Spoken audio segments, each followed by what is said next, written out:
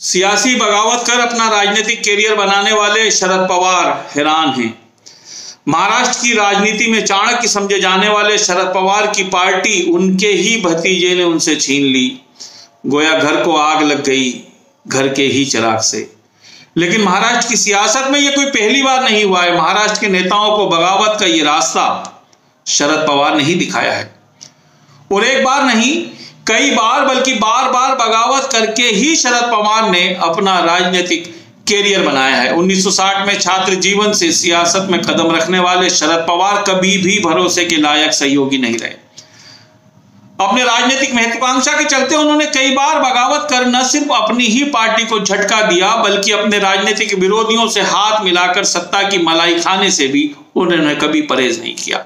गोवा मुक्ति आंदोलन से सियासत शुरू करने वाले शरद पवार इंदिरा के साथ कांग्रेस में शामिल हो गए और इंदिरा गांधी ने उन पर भरोसा करके 1966 में महाराष्ट्र विधानसभा का टिकट दिया। मात्र 27 साल की उम्र में शरद पवार विधायक बन गए, लेकिन विधायक बनते ही शरद पवार इंदिरा विरोधी सिंडिकेट में शामिल हो गए और जब कांग्रेस पार्टी टूटी तो पवार इंदिरा का साथ छोड़कर यशवंतराव चौहान के साथ कांग्रेस आर में शामिल हो गए।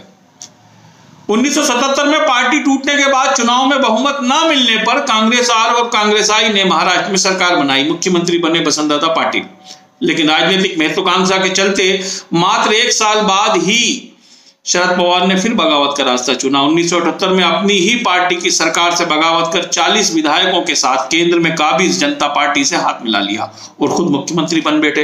अपने बागी विधायकों के साथ उन्होंने अपनी नई पार्टी बनाई जिसका नाम रखा कांग्रेस। हालांकि 2 साल बाद 1980 में इंदिरा गांधी जब जोर शोर से वापस सत्ता में आई तो शरद पवार की सरकार को बर्खास्त कर दिया गया। 1984 में इंदिरा गांधी की हत्या के बाद शरद पवार लोकसभा चुनाव जीतकर दिल्ली पहुंचे और राजीव गांधी से तालमेल बैठाकर दोबारा कांग्रेस में शामिल हो गए। 1990 में राजीव गांधी की हत्या के बाद जब कांग्रेस को बहुमत मिला तो शरद पवार ने प्रधानमंत्री बनने के लिए बहुत हाथ पैर मारे, लेकिन सोनिया गांधी की सहमति नहीं होने की वजह से उन्हें रक्षा मंत्री के पद से संतोष करना पड़ा। लेकिन रक्षा मंत्री बनने के बावजूद शरद पवार की राजनीतिक महत्वाकांक्षा खत्म नहीं हुई। 1999 में जब सोनिया गांधी को कांग्रेस अध्यक्ष बनाने की कवायद शुरू हुई तो बौखलाए हुए शरद पवार ने विदेशी मूल का मुद्दा उठाकर एक बार फिर कांग्रेस से बगावत कर दी और राष्ट्रवादी कांग्रेस बनाकर अलग हो गए। लेकिन विधानसभा चुनाव में बहुमत न मिलने पर उन्हीं सोनिया गांधी की कांग्रेस से गठबंधन करके महाराष्ट्र के मुख्यमंत्री बनने से उन्हें कोई परहेज नहीं हुआ।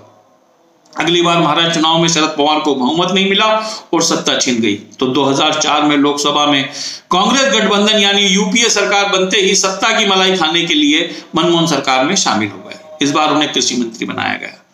2014 के बाद केंद्र में जब मोदी सरकार आई तो शरद पवार मोदी और भाजपा से प्रेम दिखाने का कोई मौका भी हाथ से नहीं जाने देते। कई बार उन्होंने विपक्षी दलों से हटकर मोदी सरकार की तारीफ की, कई बार मोदी सरकार को समर्थन देकर विपक्ष के साथ धोखा किया।